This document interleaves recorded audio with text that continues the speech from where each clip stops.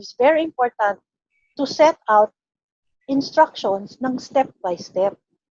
Okay? Hindi pwedeng, kaya nga sabi ko, hindi mo pwedeng ibagsak na lang yung module na yan, download ng bata, ipiprint out at gagawin. That's not effective. The younger the student is, the less effective that strategy is.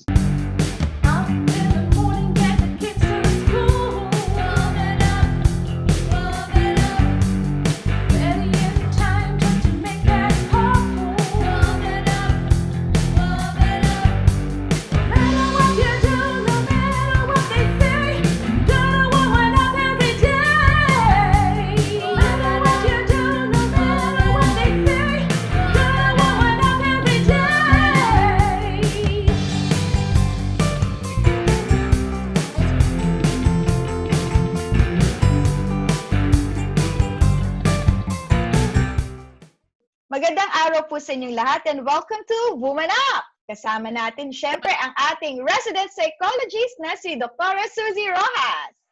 Hi everybody! Suzy, ang ating favorite na research psychologist na si Miss Ena Cruz. And may special guest tayo ngayon, isang eksperto sa ating topic. He's been working in the field of educational assessment for 8 years now. He's a member and the Assistant Secretary of the Board of Trustees of the Philippine Educational Measurement and Evaluation Association. Let's welcome Mr. Alejandro Ibanez. Hi, Ali. Hi. How are you? Here, quarantined, as all of us are. Yeah, doing okay, catching up with the new normal. Yeah. Yeah, speaking of new norm, kasi I've been seeing a lot of posts on Facebook and there's still a lot of arguments, there are debates, a lot of discussions on whether or not children should go like do face-to-face, really go to school, like on limited, may mga choices yung ibang schools, diba, na parang limited number of students on a schedule na nandun talaga physically going to school. Yung Department of Education, they said na dapat daw, ano ba yung sinabi nila, Suzy, na children need human interaction. So they need to go back to school. And then there are those who feel, of course, na since there's really no vaccine yet for COVID, then maybe children should just do online education first.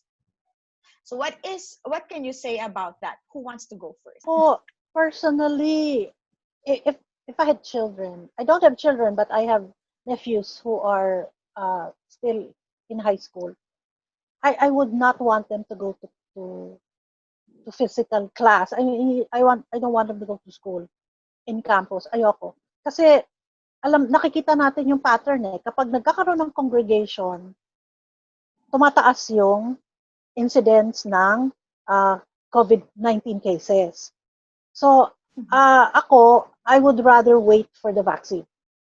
Ngayon, ang danger niyan is baka mahuli, sabihin ng may mga magulang, sabihin nila, baka mahuli, ma-delay yung education ng anak ko. Sa akin naman, anong mas importante? Buhay ang anak mo o on time yung education ng anak mo? Alam mo yung learning, lalo na kung bata, mabilis lang yan mangyari. So, mabilis lang mag-catch up ang mga bata. So, I would rather have them delay their education and later on catch up than have them go to school and get sick. And worst case scenario, die. Diba? I mean, come on. Let's be realistic. Tingnan muna natin yung priorities natin. It's true. Ali? Yeah. Probably I'm speaking as someone who've been in touch with many schools since 2014. And my take is that we really have to have a balance, right? On one side, there are people who are pushing for academic freeze. Stop learning, don't let students go to schools. On one hand, you have the purists, I would say, that would say education should still go on, learning should still go on. I would go for the balance where we do recognize that that the lives of students are of course much greater and more important than learning, but as educators, we need to continue learning even with the given the scenario that we have. So I, my take in this pandemic, we don't it's not helpful for us to take extreme positions right now because we have to take best of both worlds. And my position is that one way to go about it is to look at the system right now, look at the data, look at how schools are doing, and then come up with sound decisions. And but I understand the anxiety of parents, right? I'm not a parent yet, but I do understand their concern, and many families are actually worried. And this, I think, is a structural problem. And I think we should also be, more prudent because this is not just the Philippine problem; it's a global problem, right? Yes, it's true. And so let's not abuse too much of ourselves in saying why can't we do this, why can't we do that, because it's a global pandemic. It's a global phenomenon, even in the field of education. Educators from all around the world are grappling with the new reality. And so we need to be, more kind with ourselves, I think. Suzy, do you want to say something about this? From the concept of multiple intelligences, there are a variety of ways people learn. Some are tactile, and some are through books, and some are through listening, and some are through activities.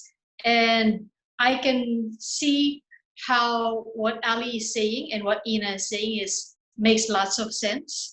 There is science to say that the output of a test from a written form to an online form already changes. The amount of learning from an online platform and from a face-to-face platform also has a theta, a difference in learning outcomes. And so while one avenue might not be available, while face-to-face is limited, the concept from a multi-educational, multi-learning and development framework makes what Ali is saying possible. For me naman as a parent, I have I have 4 kids, and 3 in high school and 1 in college. I feel like, for example, like my eldest, she's taking up medical technology. I think that's the kind of course na she really has to continue. And for the high school students, like what Ena said, I also agree with what Ena said. Now, the lives are more important, and other than the kids, maybe the kids will be at risk, but also when they go home. And considering that many Filipino households, hindi lang families, the parents, minsan kasama din yung grandparents nila sa isang house, yung extended families nila. So the risk of going to the school, para silang parang medyo petri dish ang dating na they're just there. And then pag uwi nila, of course, kids, I mean, yung anak ko, minsan nakita ko, umuwi ako ng bahay minsan, yung mukha niya punong-puno ng chocolate. Ayaw pa rin umamin na siya yung kumain ng chocolate. They have their different, characters, and may mga, sila medyo iba, syempre iba yung the way they think. So, dun yung na, can you really tell them not to touch their face, not to touch anything, or wash your hands after, di ba? Right. Diba? May mga preschoolers na kumakain ng kulangot, diba? So, I think that's the, but for the older kids, I think they are more worried, they're more aware of, especially like, for example, my eldest daughter, she's very conscious about washing her hands and following protocol. Now, the second, is, Ali, based on your, from the people you've talked to or the schools that you've also assessed, do you think that the schools now are also ready if ever we have the online through computers, through platforms like Zoom or Google groups, what you call that? Yeah. Nice point on that. Well, based on my interactions with schooling, at least on the basic level, like enrollment, are there enough facilities? Are there enough equipment? Are the teachers trained for that kind of approach in teaching? So there are many questions. But I just want to point out that schools are actually expected to have to embed or at least integrate technology with their system. And so if you look at the 21st century framework, it really pushes schools to embrace technology and integrate that in their system. So I just want to point out that the pandemic somewhat like forced us to go in that direction, wherein we're really supposed to go in that way. So 21st century begs us to really push for blended learning, distance learning. In fact, when you look at the Department of Education's Open High School program way back 2012 and 2011, it is really already embracing the idea of blended learning. And so those things or those concepts that were really, the buzzwords right now are not really new. They've been there. And well, in fact, we should be there already. And this pandemic forced us to go into that direction. However, we were pushed in a very, fast way. We don't have any time to adopt. We don't have any time to learn. And so right now, we're all of schools are grappling with the idea of how to do it.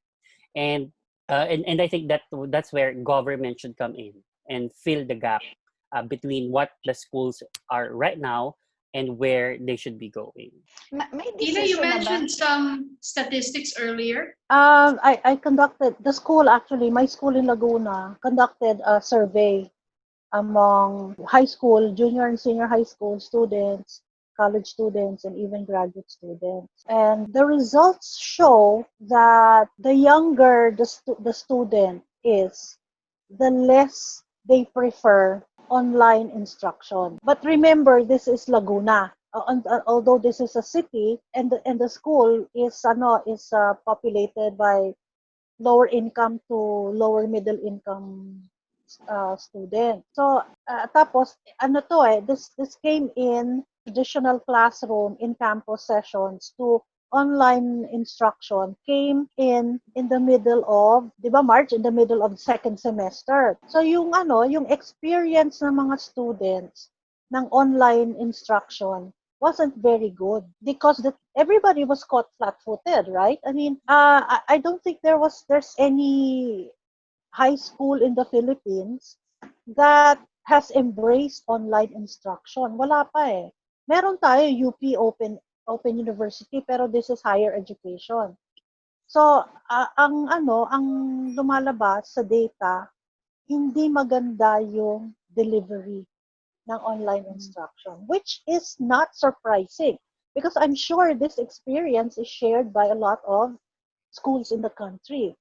Diba? When the lockdown was implemented in March this year. But the thing is, if you look at the literature, experts are saying and they're admitting there are no set standards as yet in terms of what makes online instruction effective. Yung online learning. Wala pang masyadong established standards. So, ano implications nito for our schools? Simple lang. I mean, we will have to do trial and error. We have to establish our own system. Yes. And we will have to learn by experience. It's not ideal. Of course, it's not ideal because a lot of us will make a lot of mistakes.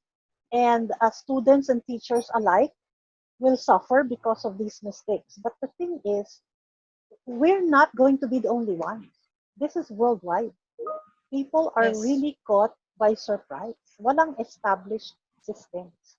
And tapos yung yung mga problems ng developing countries na yung infrastructure mahina, yung internet connectivity, yung mga yung costing, maraming factors that will have to improve, will have to change bago talaga makapag-establish ng effective online learning system ang Philippines. That's true. If I may share, sir, based on my experience also with the children, because they're in different schools also. So the ones na they had kahit papan like a semblance of face-to-face, like through Zoom, they had parang sessions. They had the schedule kasi one of the kids, unfortunately, ang style ng school nila was they were just given homeworks, they were just given projects to be passed on certain dates without and if the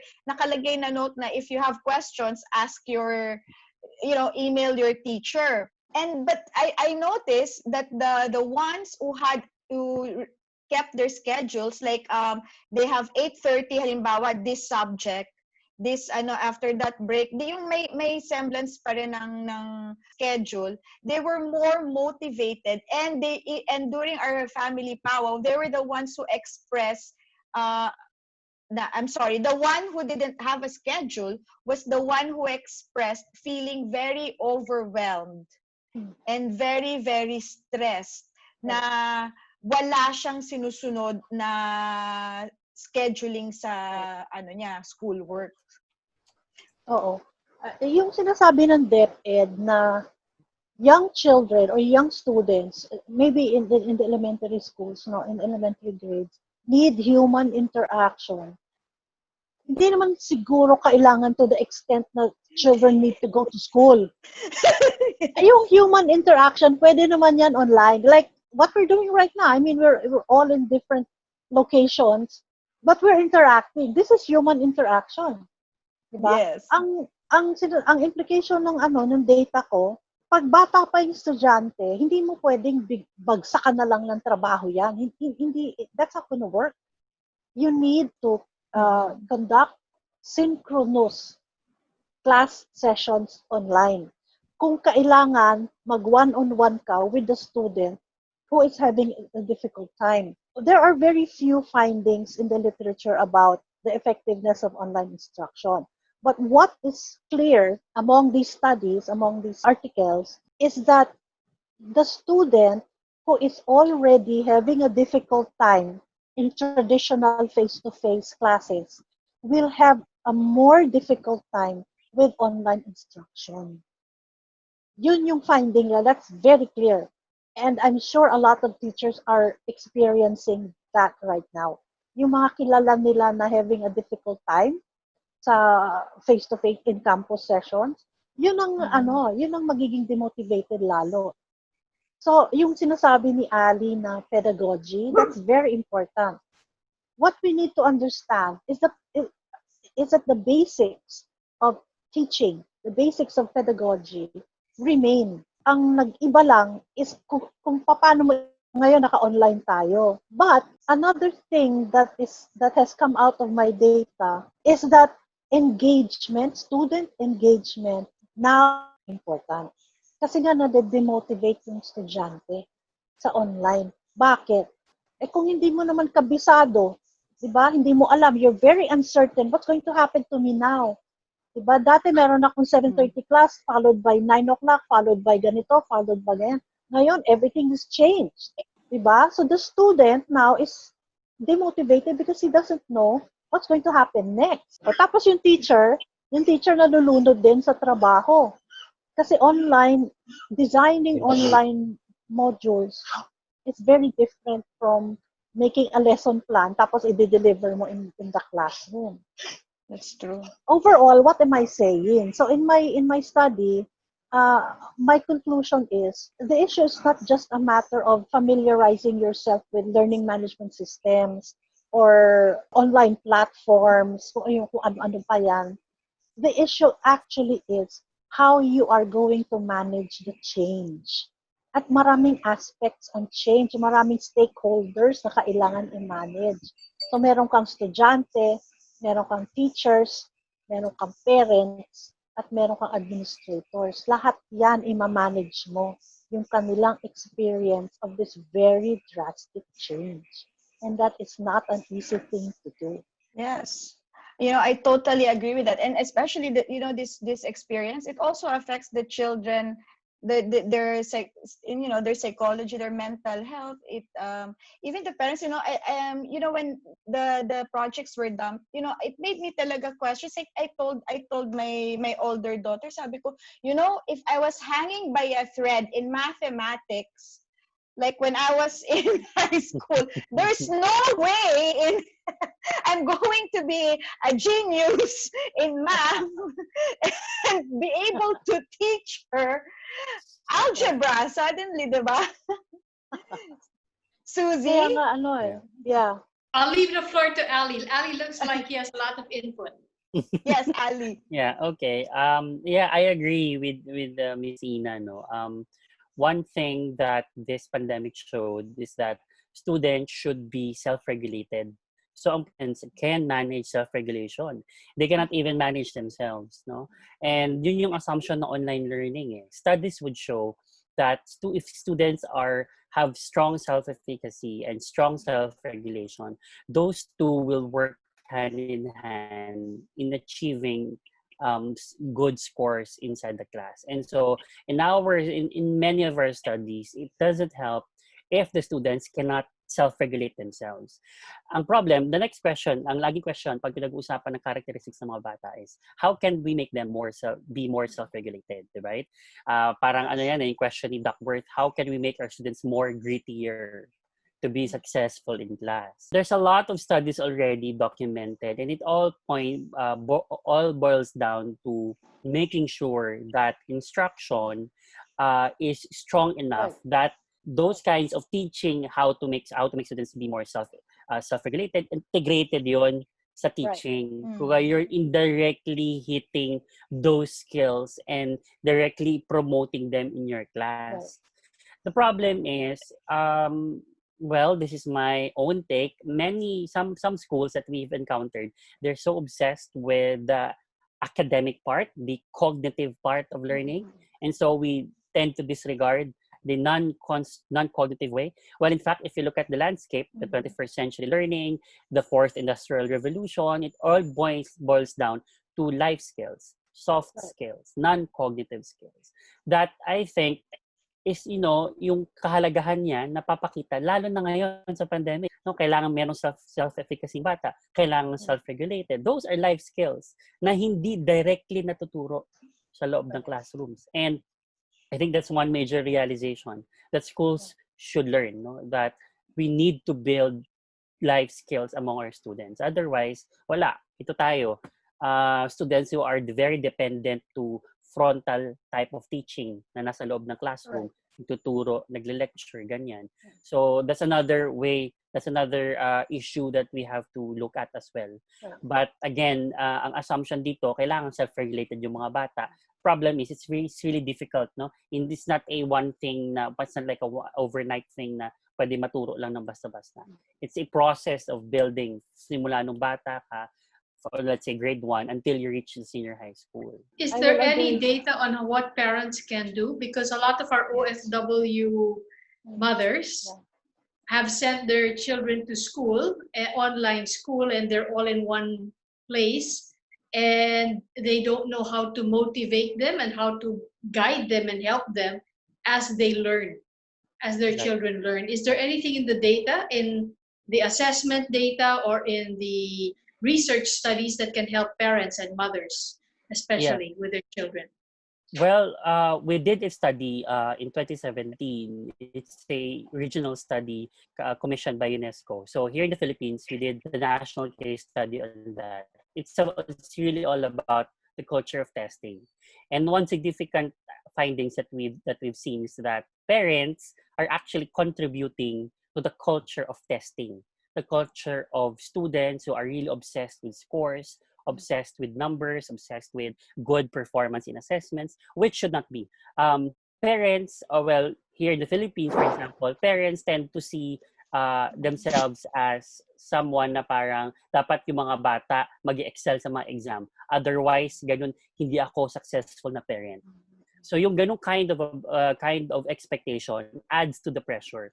Kaya nagawa yung study na yon because in 2013, there's a strong rate of suicides in many Southeast Asian countries. And so in the Philippines, hindi pa ganun ka-strong yung link between suicide and pressure from the school. But nonetheless, it's an important phenomenon. So yung question is, meron bang significant effect ang parents sa online learning? Of course, yes. Parental involvement is a significant predictor of student performance. Therefore, yung tulong ng parents, no, yung sinasabi natin na second, di ba, yung teacher, second parent sa school. Ngayon, babalik rin natin, the second teachers are the parents because they should serve as the guardians, no? And yun ang problem sa mga OFWs na nasa abroad. And that's another layer of problem and challenge that we are going to experience. Kasi how sure are we that they're really, mentoring their children, motivating them, etc. Yun. Yes, that's true. But Ali, not everyone can be teachers, I think, And in our case, like sometimes there were projects na parang, pwede ba ako na lang ang gumawa? Pati ako ng OC, kulang na lang ako gumawa. And then I have to I have to back off. Yeah. And allow her because it's her turn to learn, di ba? And tama din yung sinabi mo, there are parents, I remember when I was a kid, meron akong classmate na ayaw umuwi sa bahay dahil hindi perfect yung score niya sa test. And takot siya sa parents niya. So it's like, I think yung Asian, and it's like, parang, di ba yung joke na Asian parents, ganon? Yeah. Hindi lang naman mga Filipino. So, as a parent, how do you know when to draw the line na parang this is still guiding? Kasi talaga, in essence, parents are there to just guide. You're not supposed to do everything and not all parents were born teachers. So, when do you know, when do you draw the line sa, sa role mo dun sa, ng kids mo? That's difficult, no? I'm not a parent, but I've been a teacher for a long time, and my nephews and niece grew up with me. So I think what the thing that the parent needs to understand, first of all, just like what Ali said, is that the education is not, it's not limited to mastery of subject matter. Important ang life skills. That's the one thing that parents need to realize, especially these days. Yan. Tapos, pangalawa, kailangan, since online na yung instruction ngayon, you have to exert an effort to accept the change na hindi na pwede yung dating sistema na papasok sa school yung bata, ang teacher ang bahala sa bata. Tapos uuwi lang, ikaw magpapakain, ikaw magpapaligo, ikaw magpapatulog. Hindi na pwede yan. So, parents need to accept that change. Okay? Pangatlo, kailangan kilala mo yung anak mo. How do your children learn? Paano natuto ang bata? Sabi nga ni Suzy kanina, there are multiple intelligences. So ano ba yan? Paano ba siya natututo? By listening? Natututo ba siya by visuals? Natututo ba siya by moving around? Marami eh. So, mahirap sa parents these days. It's really difficult. But the first thing you have to accept is that you have to take charge. You really have no choice. Yes. It's parental involvement, it's parental support, and parental monitoring. These are all interrelated concepts that are very important these days, especially sa mga younger children. I would like to weigh in and I would like to expound on Ali's concept of self-efficacy, social learning theory by Albert Bandura, and the concept of efficacy. And there are 4 ways that people learn. Based on the concept that Ali was talking about, there are 4 ways people learn. One is mastery. So if you don't, for example, you have now changed learning algebra. You used to have a teacher in front of you, and now you have to do it online. It doesn't mean that everything has changed. You still have some mastery that you had learned, and it's just an adjustment to learn it online. So focusing on the mastery, focusing that you have been able to do this task before, and you just need to miss one point of using the self-efficacy concept. The second is verbal persuasion, which is, yes, you can do it. I've seen you, you're very good at math. You can continue to do that.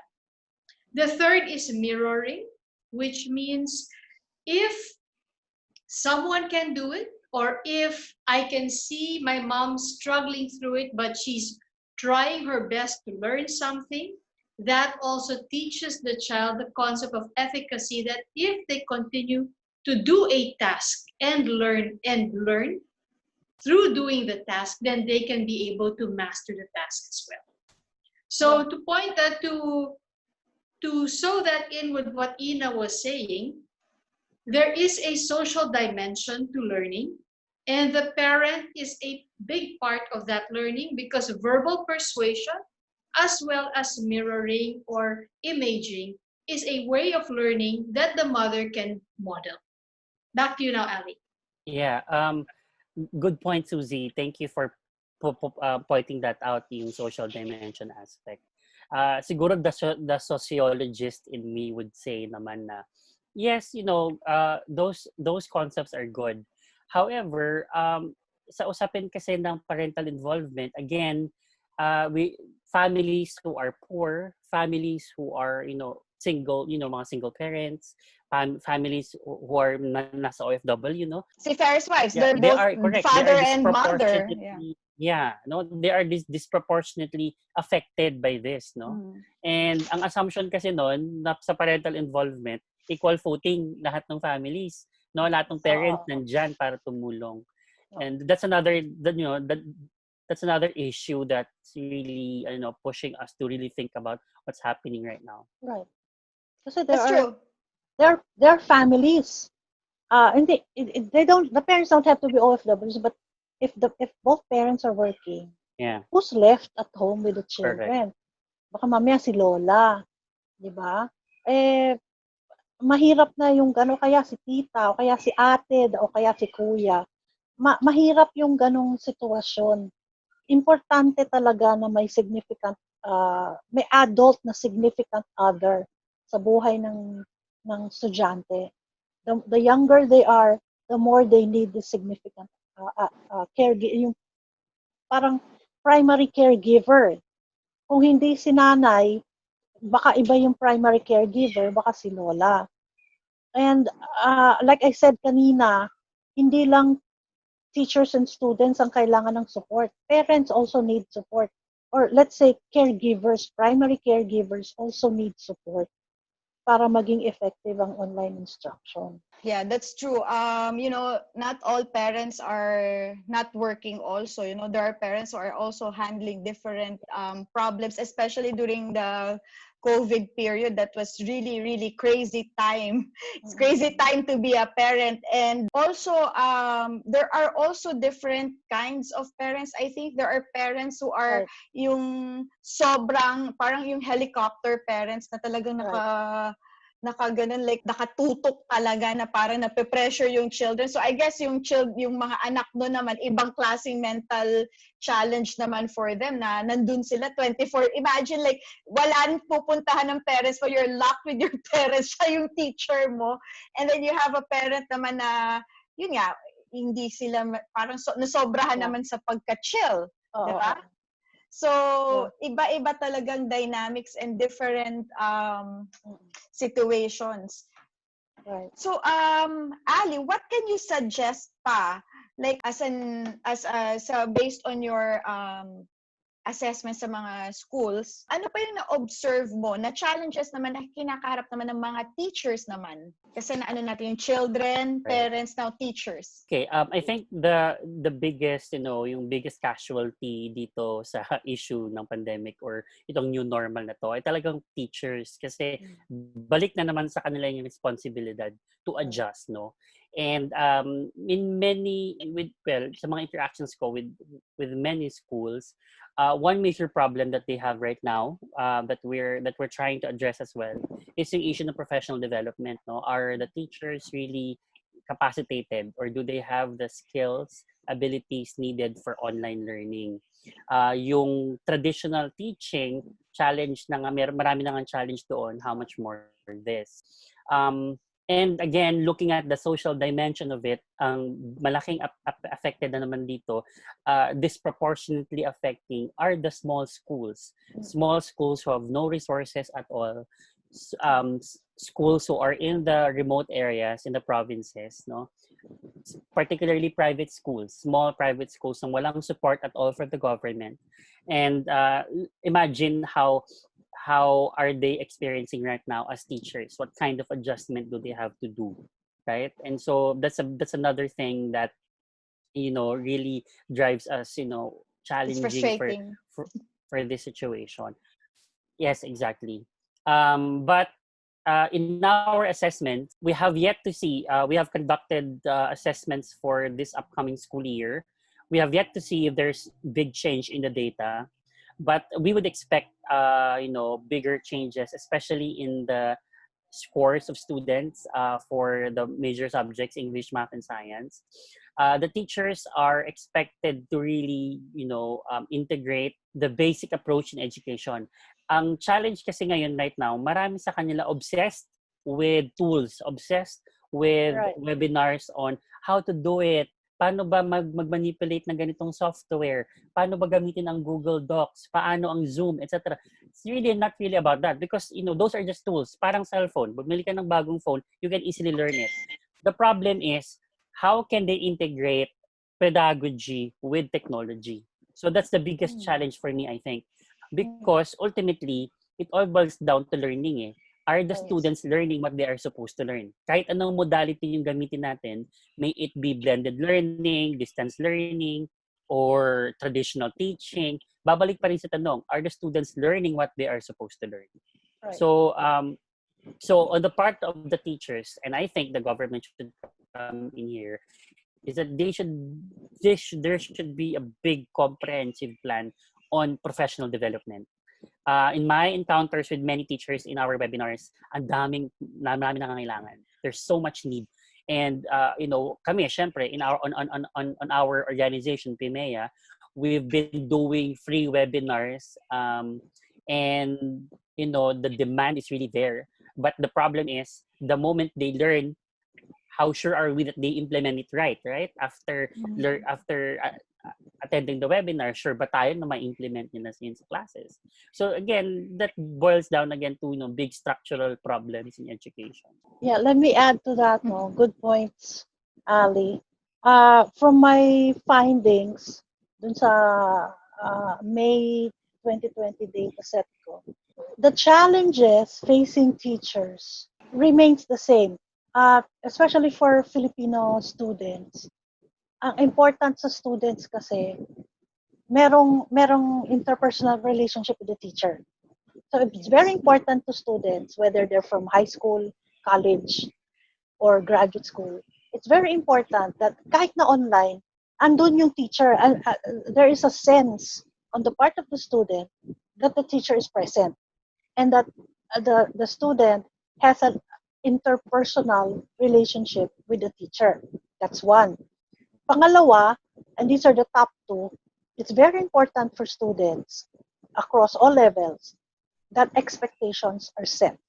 It's very clear, ano ang kailangan mo sa akin as student. And then, expectations then ng student sa teachers, kailangan ma-set din. Ano ang expectation mo sa teacher mo? So, important yung communication. And it's not just setting expectations. Kagaya ng sabi ni Ali, instructions have to be very, very clearly communicated. Pag sinabi mong ito ang project na dapat niyang malaman, 'di ba? Kung ano 'yan, kung kailangan meron siyang matutunan na process, it's very important to set out instructions ng step by step. Okay? Hindi pwedeng, kaya nga sabi ko, hindi mo pwedeng ibagsak na lang yung module na yan, da-download ng bata, i-print out at gagawin. That's not effective. The younger the student is, the less effective that strategy is. So, let's go back to academic motivation. Ang tinatawag nilang structuring, diba? Some call it scaffolding, some call it structuring. Papasok din dito si Vygotsky, yung ipupush mo yung bata, dahan-dahan, ipupush mo yung bata para lampasan niya yung kanyang comfort zone, yung proximal development zone of proximal development. So these are basic teaching principles na hindi nagbabago, but they become much more important in online instruction. So, magiging academically motivated yung bata kapag very clear sa kanya kung ano yung kailangan niyang i-accomplish at kung ano yung para ma-accomplish yung goal na yon. Very basic. Very basic. But like Ali said, teachers seem to be focusing too much. They're being obsessed with how to manipulate the software, how to do this on the laptop, how to input grades into Excel, yung mga ganyan. I think there should be a balance. Important din syempre yung yung how to manipulate software, but that's not the most important thing. You can just go on Zoom or Google Meet or even Messenger and share plates, slides, PDF, whatever, but ang importante is you communicate clearly to the student kung ano yung dapat mangyari. Yun yung importante sa estudyante. Just a quick note with Ms. Ina's point na what are the things that students should learn. Good thing that the Department of Education released the MELC, Most Essential Learning Competencies, for this school year. I think that's a good step because, one, if I'm a teacher, the big question for me is, what will I teach? The curriculum is very congested. If you look at the K-12 curriculum right now, across all subject areas, across grade levels, it's very congested. So one thing that teachers should do is to look at the curriculum, deconstruct it, identify what are the things that are really important for students to learn before they move on to the next level. And so when the Department of Education released the MELC, the Most Essential Learning Competencies, I think that's a good step for me that will really help teachers focus on what really needs to be taught, right? These are the fundamental skills, the basic skills. And on that, I think there should be an agreement right now between schools. What are the things, like, for example, me as a student and someone as a teacher, what are the things that we expect to learn in this particular area, in this particular quarter, and in this particular grade level? The moment we do that, and we have set clear expectations, we know what to expect, and we know how to demonstrate learning if we know what to expect at the end. So, this is again connected with the outcome-based education movement that's been going on right now, looking at the outcomes, looking at the output, rather than the process. I'm curious, what's gonna happen? Because we're talking about children who have access to internet na how about kaya yung mga sa remote areas? How are meron bang kung anong mangyayari sa mga students na there's really no internet, no access to any form of like computer? Well, there are two things I think that the department is thinking. Number one, I think they're trying to implement yung parang modular kind of learning. So they leave, for example, a set of modules. So the parents will pick up the modules in the schools. They bring it home. They will answer some questions. They will read some materials and then bring it back. And then the teachers will score and will assess the output. Another thing is they're also considering face-to-face especially for areas na zero cases. I think that's the latest pronouncement of Secretary Briones. But there are disproportionately affected, no? The students who are of no internet access, of no resources. Babalik ulit pa rin dun sa issue ng economic equality, right? And I think that's a problem of many developing countries like the Philippines. Yeah. Oh, I think first step din kahit sa yung may access sa internet and computer. Sana kaway-kaway naman dyan sa mga internet providers. While we're recording this session, ilang beses akong na-cut. Akala wala ako stoic, na-cut talaga. Kaway-kaway sa mga internet providers. Sana naman maayos kasi it's also very challenging yung hindi mo ma-upload yung project mo dahil wala kang internet. Right. Anyway, before we wrap up, any message, any sa mga parents and students and even teachers na haharap ngayon kasi this is really a new challenge for everyone. Ali? Well, I'm speaking as an educational researcher. Number one is the data is very clear. Global statistics would show us that, I think 1.2 billion learners are really, affected by this pandemic globally. And in the Philippines, of course, the small schools, learners in the remote areas are again affected.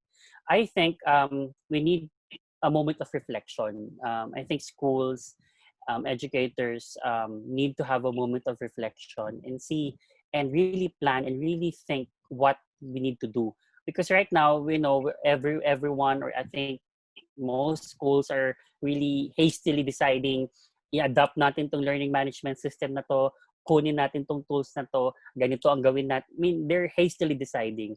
What I'm thinking about is more of a long term, because vaccine, I think, will come pa 2 to 3 years pa from now.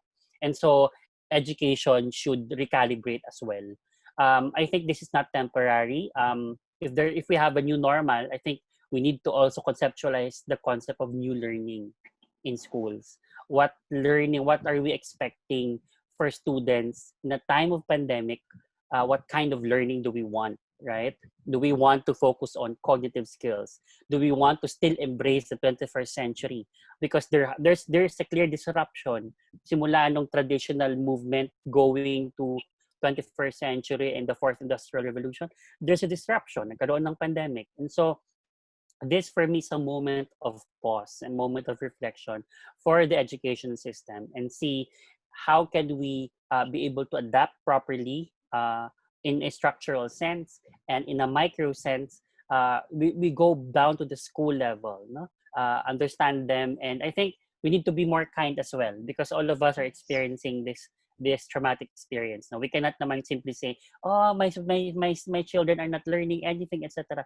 We are in a process. We are in a phase, and so we need, the moment we embrace that, I think the easier we accept the reality that we are here for the long haul. Yeah.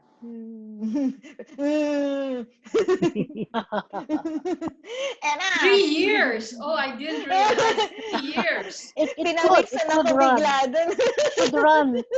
Although people are being optimistic and they're saying na by the middle of next year, baka meron na. Baka, pero it could run up to 3 years. That we should be, Ali's right, we should be prepared for that eventuality. Yeah, because Ina, I said that because look at the logistical process now. For example, for God forbid they will get the vaccine by next year, 2021. Look at the nightmare, the logistical nightmare, how to be able to access those vaccines, right? We are a third world country, we're not a priority. The US, of course, would get first, and so realistically, that's why I'm also wondering, Ina, why do we have good projections for next year? I don't know. I'm looking at how the process of a vaccine, and historically speaking, it's not just 1 year or 2 years. It's more than that. Yes. So, yun. Yeah. Yung clinical trials kasi will eat up 18 months. That's why they're saying middle of next year. But Ali's right. If you look at the level of development of countries, yung mga developing countries are going to have a difficult time getting access to the vaccine, because I'm sure it's going to take money. Yeah. Diba? Yes. Tapos politics will get in the way, blah blah blah. Correct. Distribution and everything. Right. So sana naman hindi, I mean, sana naman the World Health Organization steps up in a more significant way, and they perform better. Okay. And to add to what Ali said, again, I will say that the burden falls on administrators, school administrators. Kasi sa school administrators manggagaling ang support. Sa school administrators manggagaling ang support for teachers, number one. And they have to accept that the administrators will also have to provide support to parents. Kasi ano nga bago new normal Yung estudyante matagal nang nagre-receive ng support yan, tumatanggap ng support yan from teachers and students. But as far as students are concerned, the support that they need right now from parents and teachers is going to be very different. Kaya nga, it will take a lot of a learning and unlearning on the part of everybody, all the stakeholders, including the community, di ba? Lalo na ang government. National government will have to step up also kasi hindi kakayanin ng private institution. Hindi kakayanin ng mga maliliit na eskwela yan. Ang dami ng schools na nagsara. Paano na? Ano na mangyayari sa atin? Tsaka 'di ba bumaba nga daw yung number of students who were enrolled in private schools? Right. Yung Laguna School ko, wala pang 50%. Dati, ang average niya, the whole school, from basic education to graduate school, 2,900. That's the average. Itong kasi they started in June, middle of June, they opened enrollment. 900 pa lang ang nag-enroll. Ganun kaliit ang enrollment. And this is a private school. Ang nangyayari, ang report sa akin, ang feedback sa akin ng mga teachers, ay mga students na nagpapaalam sa kanila. Nilipat na daw sila sa public. So bakit? Kasi, ang sabi ng parents, pareho lang namang online yan Online sa private, online sa public. Tapos mas mahal pa yung tuition sa private. Dito ka na lang sa public kasi magpa-private ka, ang taas ng tuition, tapos gagastos pa ng internet connectivity ba? Bibili pa ng mga gadget. Dito tayo sa makakatipid. Dito tayo sa public. Plus, ang daming nawalan din ng work. Yes. Negosyo. Oo. Yung mga dating nasa public school, hindi na makapasok kasi nawalan ng trabaho ang magulang. So financially, hindi kakayanin. It's not a simple problem. Yes, and can you imagine they're the future citizens, 'di ba? Yung children na yan. So what will happen in the future will also depend on them. Suzy, before we end? Yes, there are a lot of technical things that children can learn and do learn in school. However, the concept of well-being and the concept of happiness talks about the kind of person that one needs to develop in order to be truly happy. And while we cannot control the education and the level of learning, we can still control as parents the kind of people that we're going to bring in the world. Ergo, the parents can still teach their children about kindness, sharing, belongingness. These are the soft skills that Ali was talking about, which are not available in school. And yet, from the perspective of success, they are the ones that in the end bring in the success. It is likability, and it is about compassion and empathy and kindness that makes a person succeed and that makes a person happy in the long run. I like that, Suzy. Thank you. I think that's something that people should always remember. Knowledge is not only about what you learn from school also, but what kind of person I think that's something that schools also develop, diba? Hindi lang naman yung arithmetic and algebra, but then yung what kind of person you become. So thank you so much, Ali, and Ena, thank you for joining us once again. Kami ni Suzy dito. We really really had fun discussing. I'm speaking for you also, Suzy. so I hope you join us again, and thank you also to our viewers for watching Boomanak, and see you again soon. Bye. See you. Bye. Bye.